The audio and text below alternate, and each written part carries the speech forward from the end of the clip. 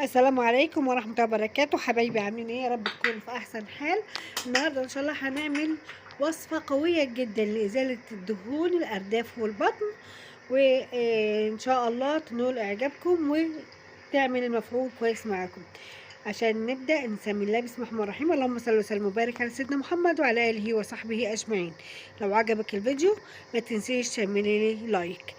في كوباية هنحط فيها معلقة من الشاي الأخضر.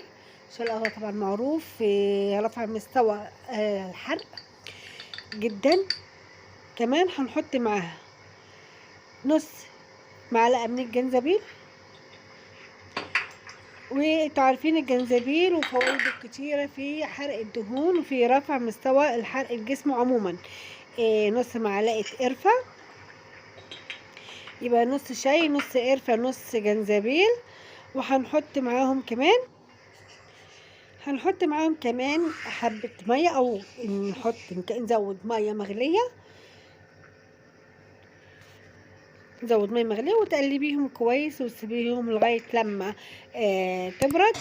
وتاخديها قبل الاكل بشوية كده اهوت. ممكن تاخديها على الفطار وقبل السحور، بعد الاكل او قبل الاكل ما يفرقش.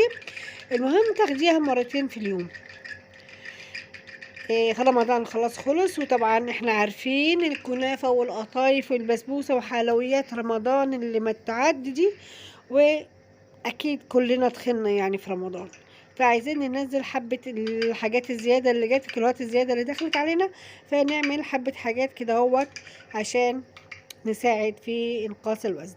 حطينا معاهم كام شريحة من الليمون، وهتغطيها وتسيبيها مدة يعني على قد ما انت عايزة بقى. ممكن تعمليها او تعملي كوبايتين بالمرة وتركنيهم لغاية لما تشربيهم ورا بعض. ممكن قبل الاكل بشوية تعمليها كده. خلص الفيديو بتاعنا، يا رب يعجبك وينور رضاكي واستحسانك.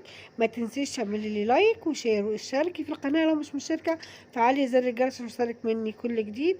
شكرا على المتابعة، والسلام عليكم ورحمة الله وبركاته. في امان الله.